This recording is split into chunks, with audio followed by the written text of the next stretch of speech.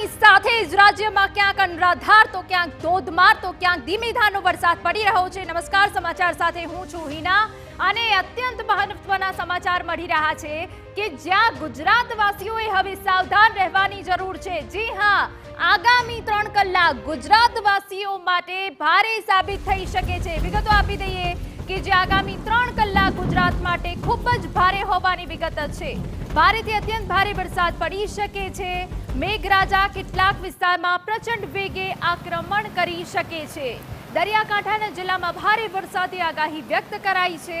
પવન સાથે વરસાદી આક્રમણ માટે તૈયાર થઈ જાઓ।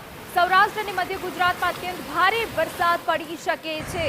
આ સિવાય ઉત્તર ગુજરાત અને દક્ષિણ ગુજરાતમાં પણ ભારે વરસાદની આગાહી।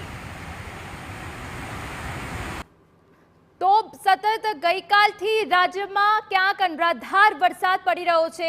સેટેલાઇટ મેપ દ્વારા દરિયાકાંઠાના જે વિસ્તારો છે ત્યાં સૌથી વધુ વરસાદની આગાહી છે અને આ સિવાય સૌરાષ્ટ્રમાં ભારે વરસાદ પડી શકે છે।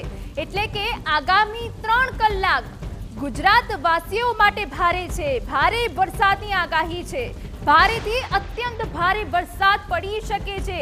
જો કે વહેલી સવારથી જે સૌરાષ્ટ્રના જિલ્લા છે, ઉત્તર ગુજરાતના જિલ્લા છે, ત્યાં મેઘરાજા રૌદ્ર સ્વરૂપ બતાવી જ રહ્યા છે અને આ વચ્ચે આગામી 3 કલાક ભારે